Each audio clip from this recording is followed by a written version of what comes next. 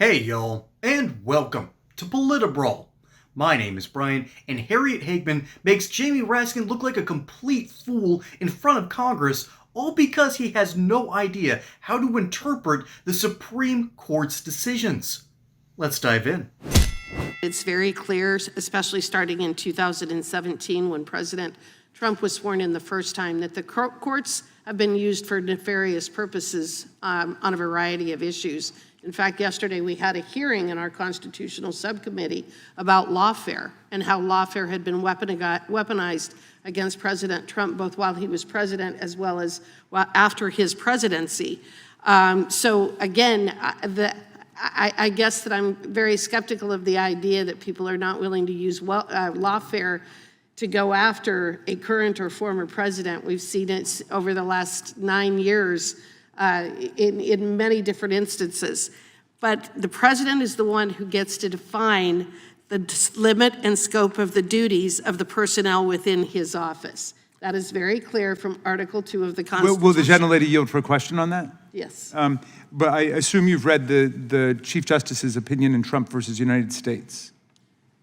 And if so, are you saying that this decision was wrongly decided in distinguishing between core functions of the president, where his discretion is indeed absolute, as you suggest, the official acts that are not within his core functions, where Chief Justice Roberts says that's subject to a balancing test, and then private and unofficial acts where he doesn't get to define it all, that's up to the court? We're not talking about immunity.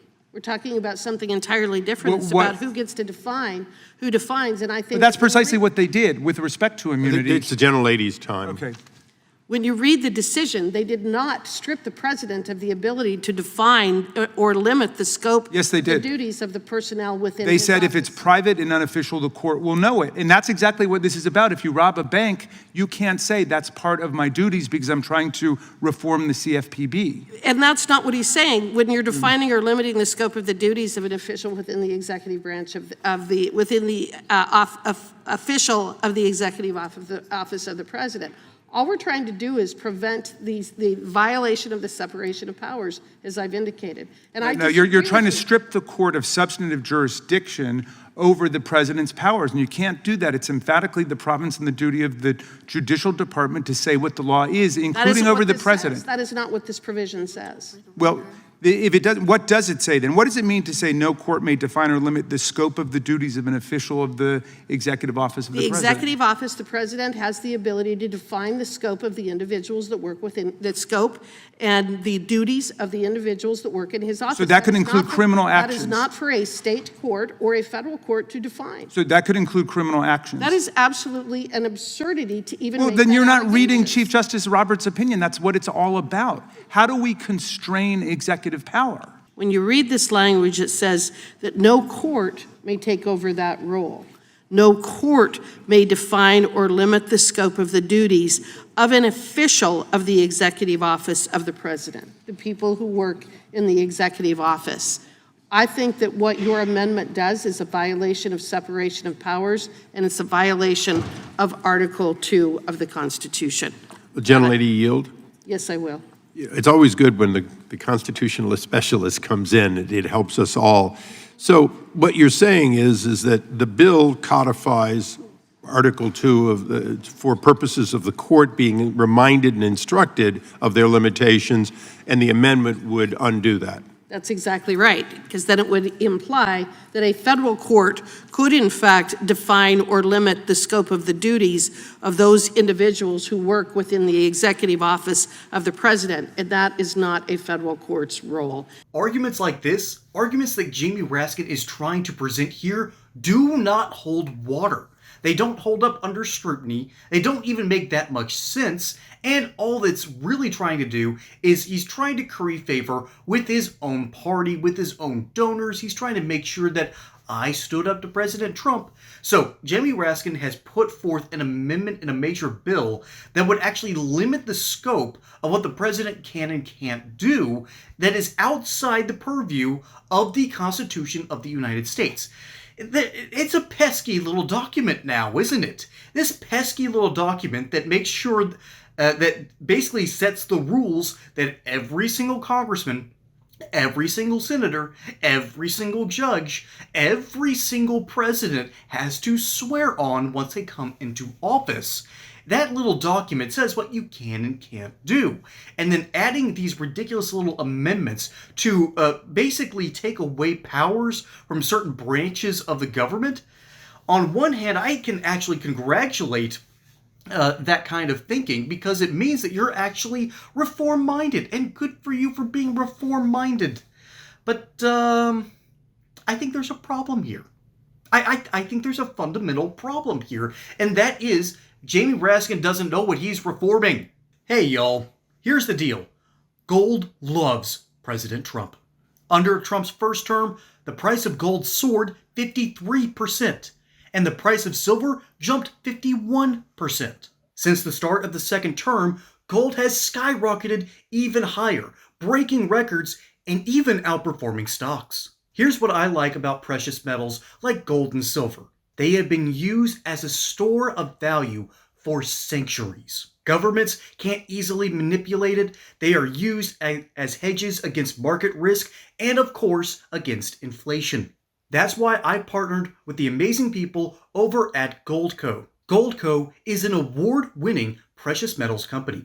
They are fans of this show, and they have helped millions of Americans just like y'all to purchase over $3 billion in gold and silver. Right now, you can get a free copy of their 2025 gold and silver kit.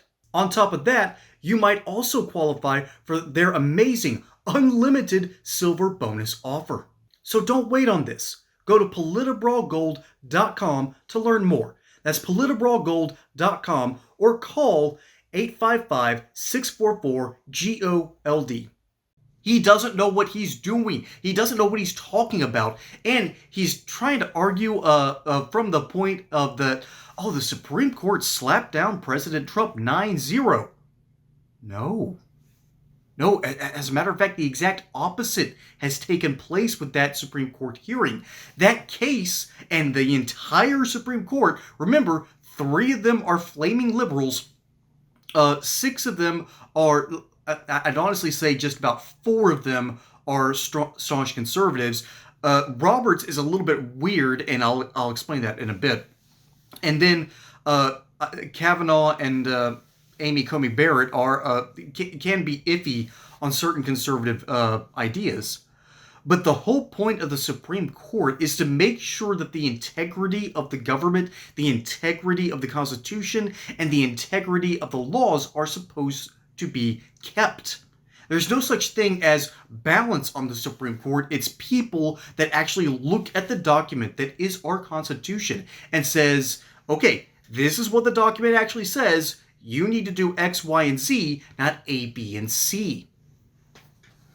And so, the whole reason John Roberts put forth this opinion, and the reason that the Supreme Court voted 9-0 against President Trump when it comes to this, when it comes to the Abreu Garcia case, the whole reason for that is to make sure that smaller courts do not directly dictate what is not only in the constitutional purview of the president, but cannot dictate particular actions.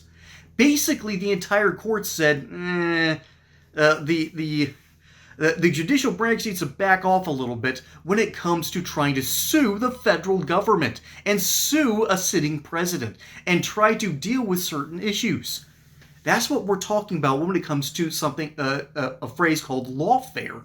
That's what we're talking about. We're talking about activist judges who are trying to push the envelope. They're trying to push their own narratives, and ultimately they slowly degrade the Constitution by degrees of lawfare over and over and over again until eventually there's not much left.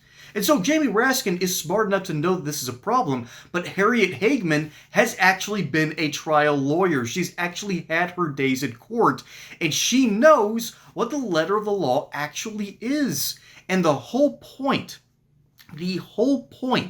of the Supreme Court's decision there is to say that lower courts cannot be dictatorial when it comes to dealing with presidential decrees, presidential actions, and what's actually approved by the Constitution of the United States.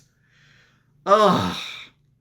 And Jamie Raskin is out here trying to obfuscate as best he can. He's trying to throw in an amendment that no one, and the rest of his colleagues aren't buying into this.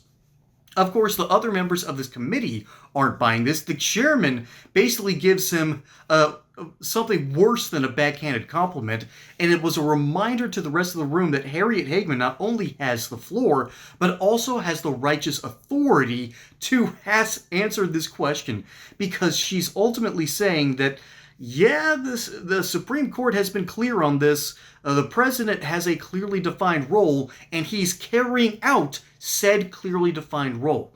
Jamie Raskin wants to not only muddy those waters, but by his own amendment, wants to make it even harder for the president to carry out the laws of the United States.